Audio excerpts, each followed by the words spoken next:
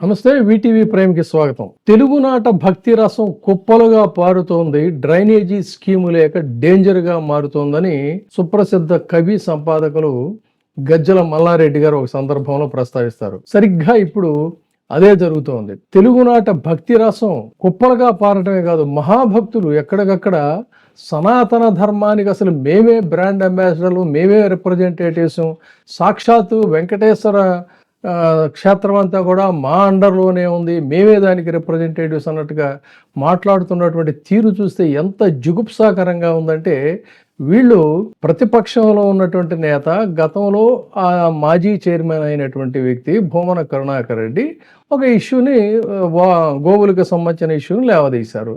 తీసినప్పుడు దాని మీద నోటికి వచ్చినట్టుగా ఎవరికి ఏది పడితే అది మాట్లాడారు తప్ప ఎక్కడ ఫ్యాక్ట్స్ అండ్ ఫిగర్స్ లేవు. నిజంగా మీరు గోపాలులైతే, అంటే గోవుల్ని పాలించే వాళ్ళు అయితే బాధ్యతాయుతంగా, ఎందుకంటే ఇందాక ప్రెస్ మీట్ పెట్టి చెప్తున్నారు, మాకు చాలా పనులు ఉన్నాయి, మేము గోవులను చూసుకోవాలి, చంద్రబాబు నాయుడు గారు దీంట్లో కూటమి ప్రభుత్వంలో మేము ప్రజల సంక్షేమం చూడాలి, చాలా పనులు బిజీగా ఉండిపోయామన్న టైపులో మాట్లాడుతూ, అసలు మేమే భక్తులమై, భక్తికి మేమే అంబాసిడర్లమై, బ్రాండ్ అంబాసిడర్లమై, ఆయన ఒక నాస్తికుడు అని చెప్పని పదే పదే, అంటే ఇక్కడ ఒక మైండ్ గేమ్ ఆడటం అనేటువంటిది మొదలుపెట్టారు.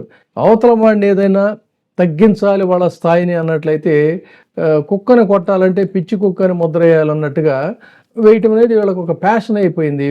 వాళ్ళని మాట్లాడేదా, దీన్ని క్యారీ చేయడానికి కావాల్సినంత మీడియా ఉంది, అందుకని ఏది పడితే అది మాట్లాడతామే తప్ప, ఏం చేశారు, భూమన కరుణాకర్ రెడ్డికి ఒక సవాల్ విసిరారు. తను అన్నాడు. వస్తానన్నప్పుడు మరి తీసుకెళ్ళాలి కదా. తీసుకెళ్ళకుండా వాళ్ళందరూ వెళ్ళి చూసి వచ్చి, వాళ్ళు ఏం చూసి వచ్చారో కూడా తెలియదు, కానీ బయటకు వచ్చి భూమన కరుణాకర్ రెడ్డిని తిట్టడంతోనే సరిపోయింది తప్ప, మేము లోపలికి వెళ్ళాం, లోపల పరిస్థితులు ఇలా ఉన్నాయి, ఇది అని చెప్పని కూడా మాట్లాడింది ఏమి లేదు. ఇక గోవులు ఎన్ని చనిపోయినాయి దాని మీద ఎవరికి ఏది పడితే అది ఇష్టారాజ్యంగా ఈ రోజుకి కూడా అదే మాట్లాడుతున్నారు తప్ప ఫ్యాక్ట్స్ అండ్ ఫిగర్స్ అనేటువంటివి లేవు. మరి అలాంటప్పుడు కరుణాకర్ రెడ్డి రాలేదు, తోక ముడిచాడు, అక్కడేమో పోలీసు వాళ్ళతోనేమో డీటెయిన్ చేయించి మీరెళ్ళి దర్జాగా రాలేదని చెప్పి బుకాయించడం, పదే పదే నాస్తికుడు అని చెప్తూ ఉంటే, నాకు శంకరాచార్యుల వారు చెప్తారు, నేను పదే పదే దీన్ని ప్రస్తావిస్తాను ఇప్పుడు ఉన్నటువంటి వ్యవస్థను చూసి, జటిలో ముండి లుంచిత కేశ కాషాయాంబర బహుకృత వేష పశ్చన్నపి చ పశ్యతి మూఢో హృదర నిమిత్తం బహుకృత వేషం అని చెప్పని అంటాడు ఆయన. అంటే జటిలో ముండి, జటి అంటే జడలు కట్టుకున్నటువంటి వాడు అవతారం ఒకటి ఉంటుంది, గుండేసుకొనేమో ఒకడు ఉంటాడు, లుంచిత కేశ చీపిరి జుట్టేసుకొని ఇంకొకడు ఉంటాడు, కాషాయ వస్త్రాలు ధరించి ఇంకొకడు ఉంటాడు. ఇలా ఎవడిగాడు రకరకాల వేషాలు వేసుకొని మేమే భక్తులు, మేమే మహాభక్తులు అని చెప్పని అంటారు తప్ప నిజంగా ఆ గోవిందుడిని స్మరించేటువంటి వారు లేరు. సత్యాన్ని పశ్చన్నపిచ పశ్యతి మూడు, సత్యాన్ని చూడగలిగి కూడా చూడలేనటువంటి వారే మూఢుడా అని చెప్పని అంటాడు. ఈ రోజున జరుగుతుంది కూడా అదే. నిజంగా సత్యాన్ని వీక్షించేటువంటి పరిస్థితి ఉందా లేదు, ఎంతసేపు అవతల వాళ్ళని బుకాయించటం, బురద చల్లటం. నాస్తికుడు అంటే క్యాస్ట్ సర్టిఫికెట్స్ లాగా, మేము వీళ్ళు ఆస్తికులు వీళ్ళు నాస్తికులు అని చెప్పడానికి ఏమైనా క్యాస్ట్ సర్టిఫికెట్ కావాలా? ఎవరు నాస్తికులు, ఎవరు ఆస్తికులు చెప్పండి. ఆ నాస్తికుడిగా ఉన్నవాడు, ఒకప్పుడు నాస్తికుడిగా ఉన్నవాడు ఇవాళ ఆస్తికుడిగా మారకూడదా? ఆస్తికత్వం ముసుగులో ఉండి తప్పుడు పనులు చేసేటువంటి వాళ్ళు చాలా మంది లేరా? అదేదో ఒక సినిమా, ఇదేది చక్రధారి సినిమాలో అనుకుంటాను, అందులో నాగభూషణం అని ఉంటాడు ఆయన. ఆ భక్తుడి వేషంలో 3 నామాలు పెట్టుకొని భక్తులు, మహాభక్తులు అంటుంటాడు, చేసేనే లత్కోరు పనులు. సో అలాంటి బాపతగాళ్ళు ఎంతమంది లేరు?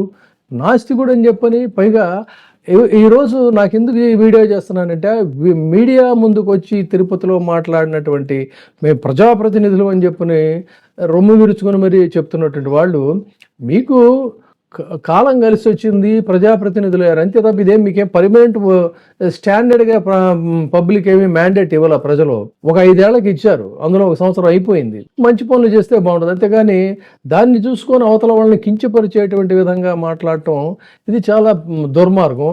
పైగా కరుణాకర్ రెడ్డి స్టేచర్తో, ఓపెన్గా చెప్తున్నా నేను, కరుణాకర్ రెడ్డి స్టేచర్తో పోల్చుకుంటే ఆ రాజకీయాల్లో ఓట్లల్లో ఒకసారి గెలుస్తారు, ఒకసారి ఓడిపోతారు, కానీ ఒక మనిషికి ఒక స్టేచర్ అనేది ఉంటుంది. ఆ కరుణాకర్ రెడ్డి స్టేచర్తో అక్కడ ఉన్నటువంటి వాళ్ళు పోలిస్తే అందులో ఏ ఒక్కడు కూడా సరిసమానంగా కాదు కదా, సగభాగం కూడా తూగేటువంటి పరిస్థితుల్లో లేరు. ఏది భక్తి అనేటువంటి విషయంలో కనుక కానీ లేకపోతే నాలెడ్జ్ అనేటువంటి విషయంలో కానీ పోరాటాల విషయంలో కానీ అతనితో సరిపోయేటువంటి వాళ్ళు ఒక్కళ్ళంటే ఒకళ్ళు లేరు. వీళ్ళు అతన్ని నోటికొచ్చినట్టుగా తోలనాడుతున్నారు. ఒకప్పుడు విద్యార్థి ఉద్యమాల నుంచి వచ్చినటువంటి వ్యక్తి భూమన కరుణాకర్ రెడ్డి. సాహిత్యం పట్ల అపారమైనటువంటి అభిమానం ఉండి మంచి పుస్తకాలు, గాంధీ గారి ఆటోబయోగ్రఫీతో సహా ఆయన స్వయంగా పుస్తకాలు వేయించి పంచినటువంటి ఇది ఉంది. తర్వాత సాహిత్య సభలను అత్యద్భుతంగా నిర్వహించాడు. ఈ రాష్ట్రంలోనే ఎవరు నిర్వహించినటువంటి రీతిలో తన దగ్గర మంచి లైబ్రరీ, అద్భుతమైనటువంటి లైబ్రరీ ఉంది. మంచి పుస్తకాలు చదువుతాడు. తన గురించి, తన ప్రొఫైల్ గురించి ఇంకొక సందర్భంలో నేను డీటెయిల్డ్గా చెప్తాను, కానీ ఇది లెంగ్దీ వీడియో అయిపోతుంది. వీళ్ళు నాస్తికులు ఆస్తికులని అంటే పాపం వీళ్ళు ఎవరికైనా క్యాస్ట్ సర్టిఫికెట్లు ఇచ్చినట్టుగా వీడు నాస్తికుడు, వీడు ఆస్తికుడు, మేము ఇదిగా ఇస్తున్నామని చెప్పని ఇవ్వండి, క్యాస్ట్ సర్టిఫికెట్ ఇవ్వండి.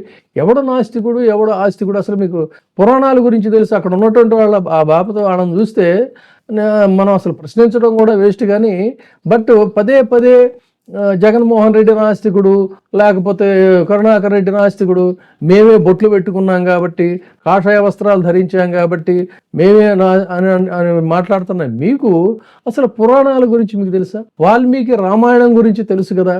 వాల్మీకి మహర్షి ఎవరు? రత్నాకరుడు అనేటువంటి ఒక దొంగ.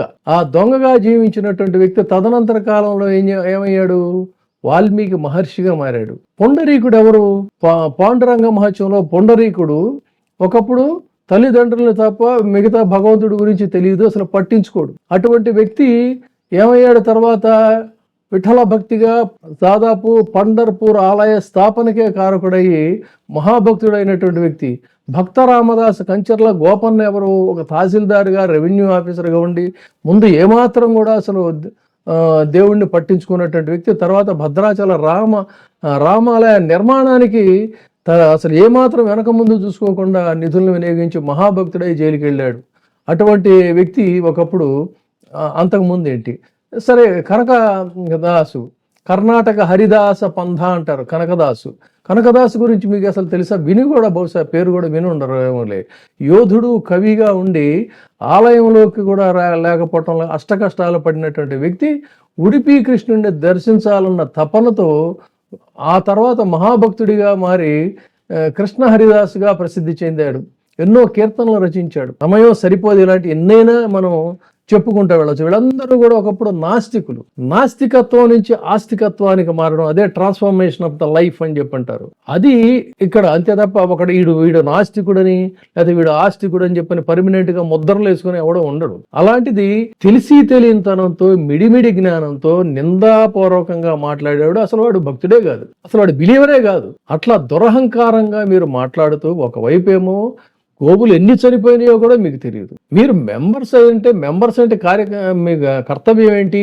అక్కడికి వెళ్ళి ఒక్కొక్కడు ఒక దీన్ని బాధ్యతల్ని స్వీకరించి వాటిని మానిటర్ చేసుకోవాలి బోర్డు మెంబర్స్ అంటే. అంతే తప్ప విఐపీలందరినీ వెంట పెట్టుకోవడం, పోవడం, పొలవమనుకుంటా వాడికి దర్శనం చేయించడం, మళ్ళీ రావటం, ఇదే దానికోసం బోర్డు మెంబర్స్ అనేటువంటి వాళ్ళు ఉన్నారు.